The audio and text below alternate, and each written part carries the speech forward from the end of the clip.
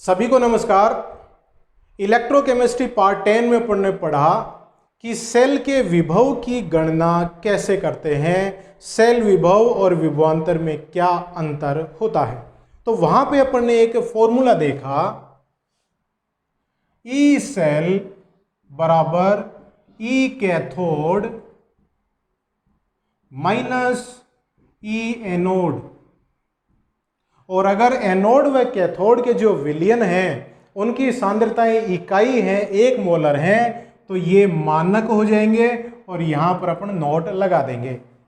यहां जो ई कैथोड है, ई एनोड है, ये दोनों ही क्या हैं? अपचयन विभव हैं। और मानक स्थिति में होने पर इनको कहेंगे मानक अपचयन विभव। मानक की स्थिति मतलब इनके विलयनों की सांद्रताएं 1 मोलर है। ठीक है। सेल के विभव की गणना किससे कर रहे हैं अपन? पोटेंशियोमीटर के द्वारा। विभवांतर की गणना अपन वोल्टमीटर के द्वारा करते हैं। ठीक है। अब देखिएगा, पोटेंशियोमीटर तो एक डिवाइस है, इसके द्वारा अपन सेल विभव की गणना कर लेते हैं। इस फॉर्मूले में आपके पास 3 राशियां हैं। एक तो सेल का विभव, कैथोड का इलेक्ट्रोड विभव और एनोड का भी इलेक्ट्रोड विभव। इन 3 में से अगर 2 चीजें आपको पता हैं तो तीसरे की गणना कर लेंगे। देखिएगा, अगर आपको मान लेते हैं ई सेल का मान पोटेंशियोमीटर से आपने निकाल लिया किसी सेल के लिए, और एनोड के मानक अपचयन विभव का मान आपको पता है, तो कैथोड के मानक अपचयन विभव की गणना हो जाएगी। आपने ई सेल का मान निकाल लिया और कैथोड के लिए मानक अपचयन विभव का मान आपको पता है, तो एनोड के लिए मानक अपचयन विभव की गणना हो जाएगी। ठीक है। 3 में से 2 मान पता है तो तीसरे की गणना हो जाएगी। इन दोनों के मान पता है तो ई सेल की गणना भी हो जाएगी। अब यहां एक प्रॉब्लम आती है, वो प्रॉब्लम देखिए क्या है। सिंगल इलेक्ट्रोड मतलब अकेला इलेक्ट्रोड है के इलेक्ट्रोड पोटेंशियल की गणना, इलेक्ट्रोड पोटेंशियल की गणना करना संभव नहीं है।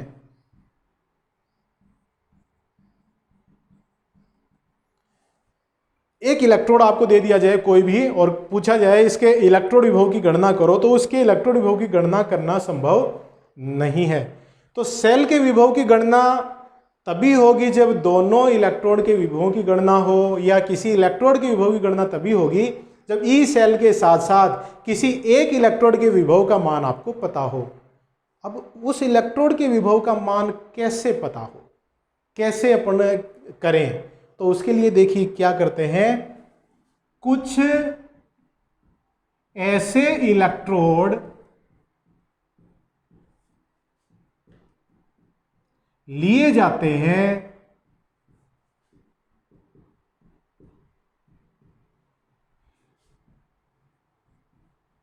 जिनके विभव, अगर मैं सिर्फ विभव शब्द काम में ले रहा हूं, इसका मतलब मानक अपचयन विभव, सिर्फ विभव है इसका मतलब मानक अपचयन विभव की बात कर रहा हूं मैं।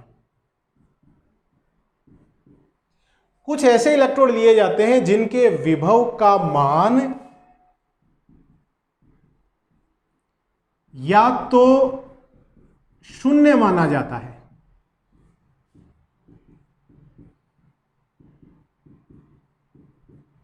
या उनका कोई मान यूं ही मान लिया जाता है। या तो अपन यूं ही 0 मान लेते हैं, वो 0 होता नहीं है, लेकिन मान लिया जाता है कि भाई ये एक कोई ऐसा इलेक्ट्रोड है और इसके विभव का मान 0 है, यूं ही मान लिया, या इसका कोई मान मान लिया जाता है। इस तरह के जो इलेक्ट्रोड हैं उन्हें अपन क्या कहेंगे? मानक इलेक्ट्रोड कहेंगे।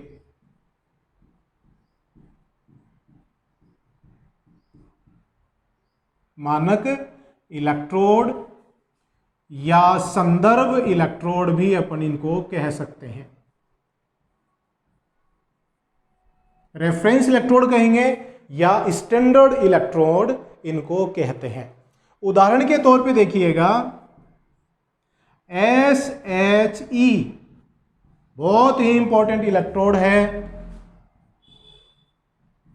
Standard hydrogen electrode.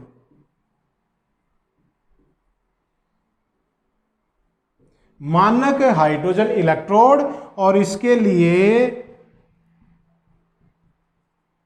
इसके मानक विभव का मान स्वेच्छा से 0 माना जाता है। मानक हाइड्रोजन इलेक्ट्रोड के मानक अपचयन विभव का मान स्वेच्छा से 0 माना जाता है। यह चीज आप नोट कर लें, अच्छे से ध्यान कर लें। स्टैंडर्ड हाइड्रोजन इलेक्ट्रोड है, ये प्रथम प्रकार का संदर्भ इलेक्ट्रोड है।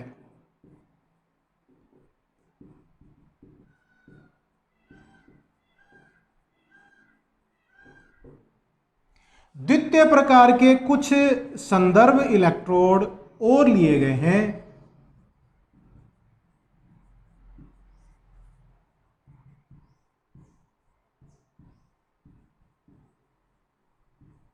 द्वितीय प्रकार के कुछ संदर्भ इलेक्ट्रोड हैं जो मानक इलेक्ट्रोड हैं, जैसे कैलोमल इलेक्ट्रोड,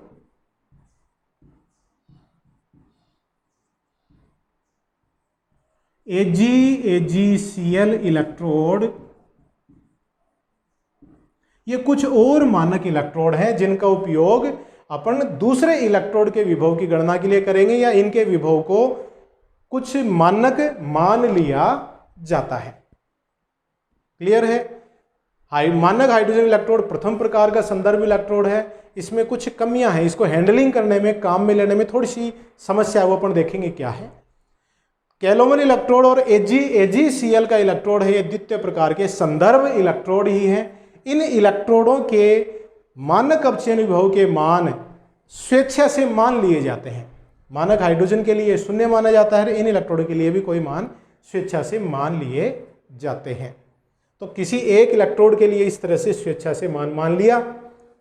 E का मान पोटेंशियोमीटर से निकाल लेंगे, दूसरे इलेक्ट्रोड का मान इस समीकरण में सेल का मान पता हो गया, और कोई सा एक इलेक्ट्रोड का मान लिया, तो दूसरे इलेक्ट्रोड के विभव की गणना अपन कर लेंगे।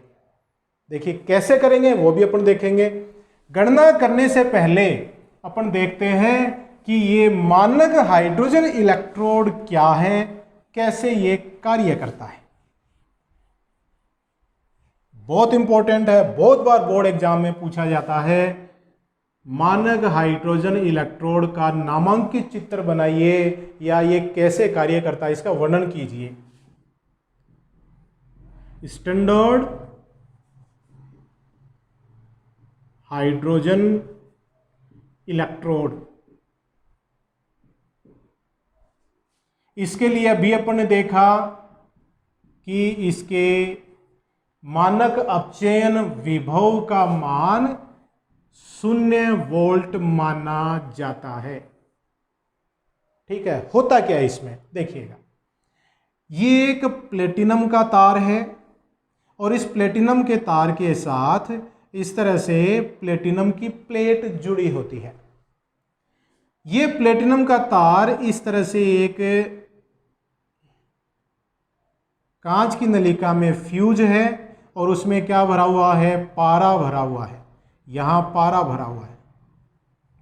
ये सारा प्लेटिनम का तार, प्लेटिनम का वायर इस तरह से एक नलिका में,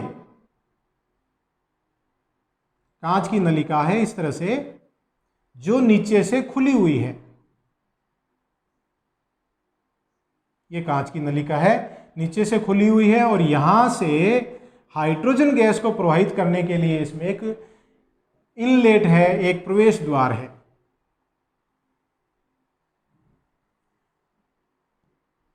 ये एपरेटस, कांच का जो नलिका है, उसे बाह्य पात्र में इस तरह से डुबोया जाता है। इस पात्र में H+ आयनों का विलयन घुला होता है या भरा हुआ होता है। ठीक है, देखिए क्या क्या चीजें हैं। ये क्या है, प्लेटिनम वायर। ये क्या चीज है, प्लेटिनम की प्लेट है। यहां क्या भरा हुआ है? पारा भरा हुआ है, मरकरी भरी हुई है। ये विलयन किसका है? H प्लस आयनों का विलयन है, मान लेते हैं HCl है। और चूंकि अपन मानक हाइड्रोजन इलेक्ट्रोड पढ़ रहे हैं तो इसकी सांद्रता है 1 m, इसकी मोलरता का मान 1 है। और यहां से हाइड्रोजन गैस प्रवाहित हो रही है, हाइड्रोजन गैस जिसका दाब 1 वायुमंडल है। 1 वायुमंडल दाब पर यह हाइड्रोजन गैस प्रवाहित की जाती है। यह हाइड्रोजन गैस, ये जो प्लेटिनम की प्लेट है इस पर अधिशोषित हो जाती है। हाइड्रोजन गैस कहां होगी? प्लेटिनम की प्लेट पर अधिशोषित हो जाती है।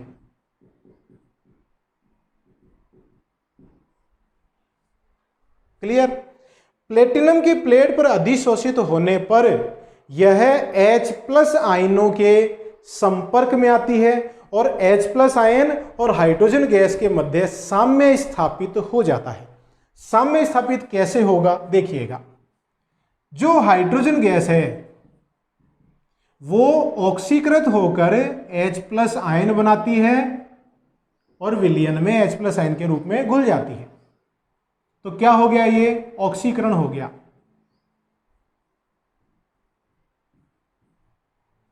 इलेक्ट्रॉन है वो प्लेटिनम प्लेट पे रह जाते हैं और प्लेटिनम तार में से बाह्य सर्किट में प्रवाहित हो जाते हैं। दूसरा इसमें हो सकता है कि जो विलयन में H प्लस आयन है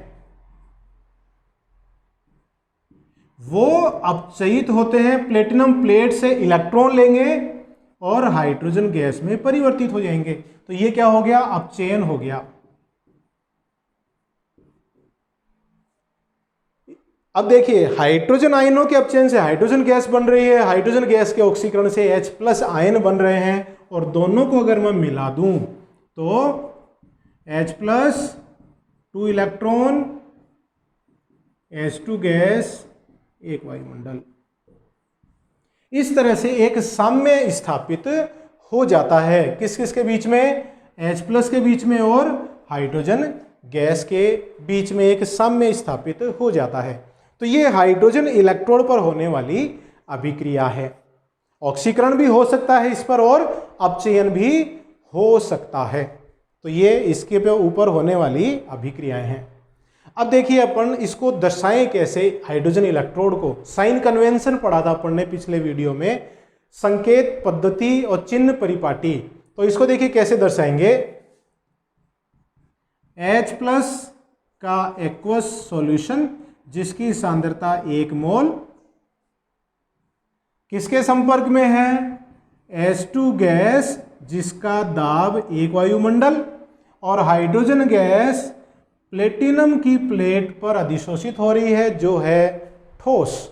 तो मानक हाइड्रोजन इलेक्ट्रोड के लिए संकेत पद्धति या इलेक्ट्रोड डायग्राम को अपन इस प्रकार से दर्शा सकते हैं। H प्लस हाइड्रोजन गैस के साथ साम्य में और हाइड्रोजन गैस है वो प्लेटिनम प्लेट पर अधिशोषित है। तो ये हाइड्रोजन इलेक्ट्रोड के लिए क्या हो गया?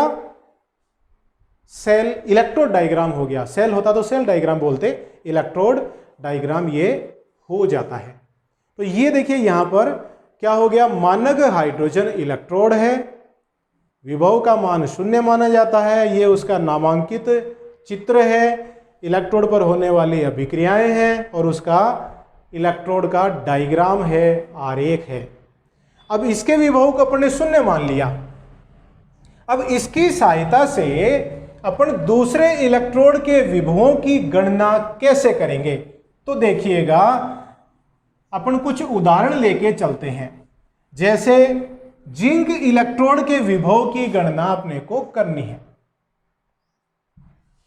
मानक हाइड्रोजन इलेक्ट्रोड है, उसकी सहायता से अपन क्या करेंगे? जिंक इलेक्ट्रोड के विभव की गणना करेंगे। जिंक इलेक्ट्रोड के मानक अपचयन, मैं थोड़ा सा इधर लिख दूं इसको। जिंक इलेक्ट्रोड के मानक अपचयन विभव की गणना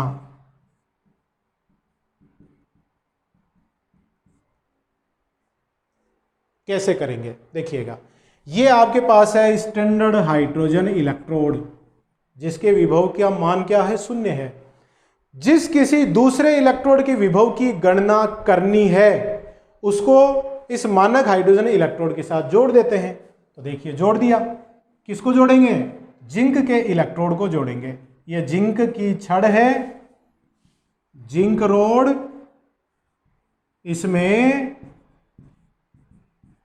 जिंक सल्फेट का विलयन भरा हुआ है जिसकी सांद्रता है 1 मोलर, और इसको आप किसके साथ जोड़ रहे हैं, मानक हाइड्रोजन इलेक्ट्रोड के साथ जोड़ रहे हैं। और ये लगा दिया मैंने लवण सेतु, ये लवण सेतु लगा दिया। ये सब सेल हो गया। अब इस सेल में जिंक है वो एनोड की भांति कार्य करता है और मानक हाइड्रोजन इलेक्ट्रोड है वो कैथोड की भांति कार्य करता है। ये नेगेटिव टर्मिनल, ये पॉजिटिव टर्मिनल, और यहां लगा है पोटेंशियोमीटर विभव मापी, और ये क्या लगा हुआ है, लवण सेतु।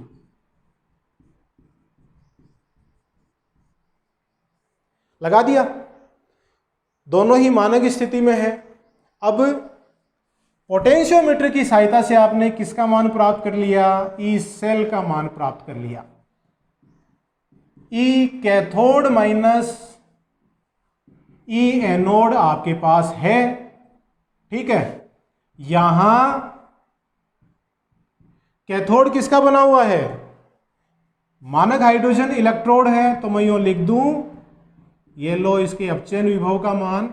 और एनोड किसका बना हुआ है, जिंक का बना हुआ है, जिसके अपचयन विभव की गणना आपको करनी है। पोटेंशियोमीटर से आप देखते हैं तो सेल के विभव का मान देखिए, मैंने पहले भी कहा था हमेशा कैसा आएगा, धनात्मक आएगा। तो ये मान आया 0.76 वोल्ट। मानक हाइड्रोजन इलेक्ट्रोड है उसके अपचयन विभव का मान कितना है, 0.0 वोल्ट। जिंक के लिए आपको निकालना है। ये माइनस में, इधर आएगा तो ये प्लस में हो जाएगा, और 0.76 उधर जाएगा तो माइनस में हो जाएगा।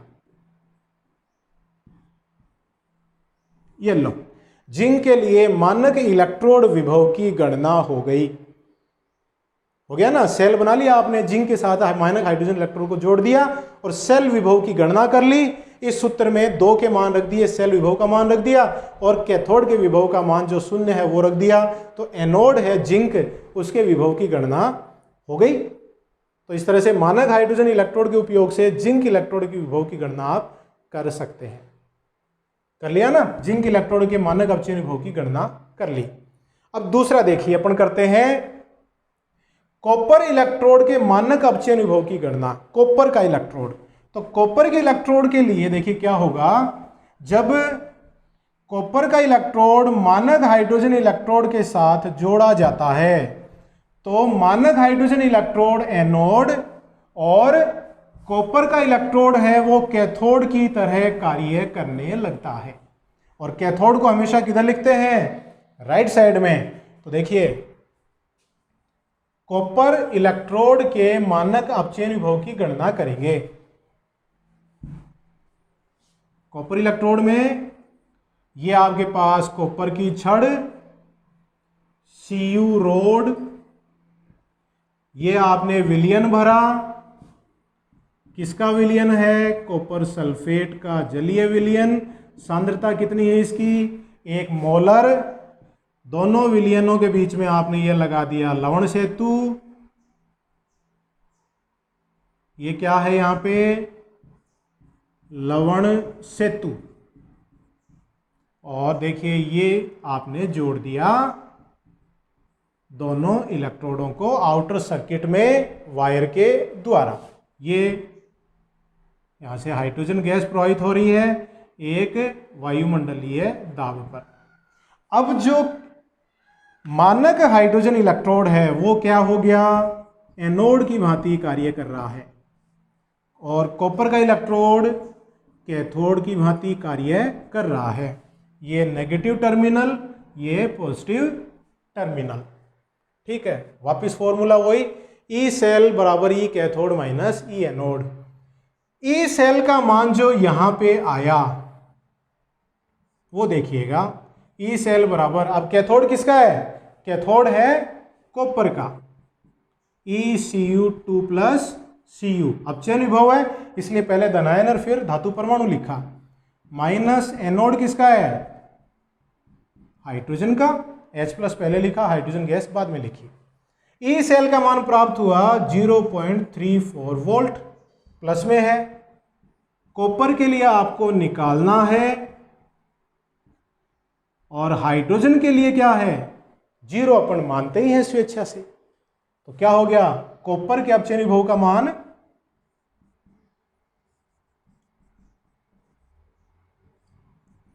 प्लस में 0.34 वोल्ट प्राप्त हो गया। तो इस तरह से आप कॉपर के इलेक्ट्रोड के मानक अपचयन विभव की गणना भी इस हाइड्रोजन इलेक्ट्रोड की सहायता से कर सकते हैं। कर लिया? अब कॉपर का भी पता है आपको और जिंक का भी पता है, तो डेनियल सेल के लिए क्या हो जाएगा? डेनियल सेल के लिए देखिए, मैं यहां पे थोड़ी जगह कर लेता हूं।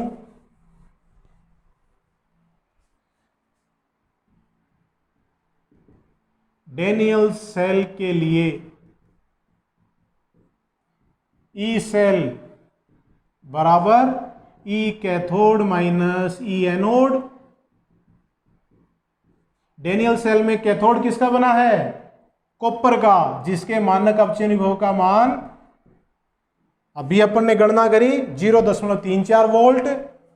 एनोड किसका बना है? जिंक का, और जिंक के लिए मानक अपचयन विभव का मान 0.76 वोल्ट जो कि माइनस में है, तो ई सेल आ जाएगा 1.10 वोल्ट। कर ली ना गणना डेनियल सेल के लिए? तो आप समझ गए होंगे कि 0.34 और माइनस 0.76 वोल्ट ये आया कहां से। इस तरह से मानक हाइड्रोजन इलेक्ट्रोड के साथ जिंक इलेक्ट्रोड को और कॉपर इलेक्ट्रोड को अपन जोड़ के सेल विभव की गणना करके इनके मानक अपचयन विभव या इलेक्ट्रोड विभव की गणना कर सकते हैं। बड़ा ही आसान है। तो मानक हाइड्रोजन इलेक्ट्रोड एक बहुत ही इंपॉर्टेंट इलेक्ट्रोड हो जाता है। लेकिन मानक हाइड्रोजन इलेक्ट्रोड में कुछ कमियां हैं। वो कमियां देखिए क्या है।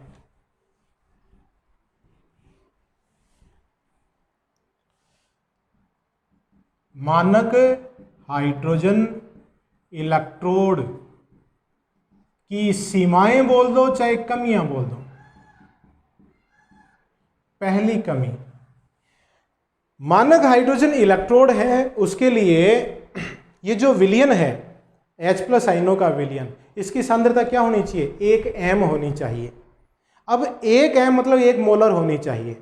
अब यहां पर अगर मानक हाइड्रोजन इलेक्ट्रोड पर ऑक्सीकरण हो रहा है तो हाइड्रोजन गैस ऑक्सीकृत होकर H+ आयन बनाएगा, और अगर अपचयन हो रहा है तो H+ आयन अपचयित होकर हाइड्रोजन गैस बनाएंगे। दोनों ही स्थिति में H+ आयनों की सांद्रता में परिवर्तन हो रहा है। इस सांद्रता में परिवर्तन होने से ही उसके विभव का मान परिवर्तित हो जाएगा। तो H+ आयनों की सांद्रता बदल जाती है, ये इसकी सीमा है, बदलनी नहीं चाहिए। H+ आयनों की सांद्रता 1 m बनाए रखना मुश्किल है। दूसरा, जो बाहर से अपन हाइड्रोजन गैस प्रवाहित कर रहे हैं उस हाइड्रोजन गैस का भी दाब एक वायुमंडल बनाए रखना मुश्किल होता है। हाइड्रोजन गैस का दाब एक वायुमंडल बनाए रखना मुश्किल है, और अगर ये नहीं रहे तो इनका विभव बदल जाएगा और परिणाम गलत आ जाएंगे। तो हाइड्रोजन गैस के वायुमंडलीय उसके दाब का मान 1 वायुमंडल रहना चाहिए और H+ आयनों की सांद्रता है वो 1 मोलर रहनी चाहिए। इनको बनाए रखना मतलब मुश्किल है। अतः अपन यूँ कहेंगे कि हाइड्रोजन का इलेक्ट्रोड है, मानक हाइड्रोजन इलेक्ट्रोड है, उसकी हैंडलिंग बड़ी मुश्किल है, उसको उपयोग में लेना बड़ा मुश्किल है। इसलिए द्वितीय प्रकार के संदर्भ इलेक्ट्रोड काम में लिए जाते हैं। और द्वितीय प्रकार के संदर्भ इलेक्ट्रोड कौन कौन से हैं? कैलोमल इलेक्ट्रोड और AgCl इलेक्ट्रोड, जिनके लिए अपन देखेंगे कि उनका जो विभव है वो समय के साथ परिवर्तित नहीं होता है। तो ये था, इस तरह से अपन सेल विभव की गणना कर सकते हैं, इलेक्ट्रोड विभव की गणना कर सकते हैं। और ये मानक हाइड्रोजन इलेक्ट्रोड बहुत ही इंपॉर्टेंट है। क्या डायग्राम है, क्या इसका रिएक्शन है, इस पर होने वाली अभिक्रियाएं, इसको किस तरह से सेल इलेक्ट्रोड डायग्राम के द्वारा प्रदर्शित करते हैं, किस तरह से जिंक इलेक्ट्रोड और कॉपर इलेक्ट्रोड की विभव की गणना अपन ने मानक हाइड्रोजन इलेक्ट्रोड के विभव की सहायता से करी, और क्या इसकी कमियां हैं, बहुत इंपॉर्टेंट चीज़ है। तो हाथ धोते रहिए, घर पे रहिए, परिवारजनों का ध्यान रखिए, मेरे वीडियोस देखते रहिए। बहुत बहुत धन्यवाद।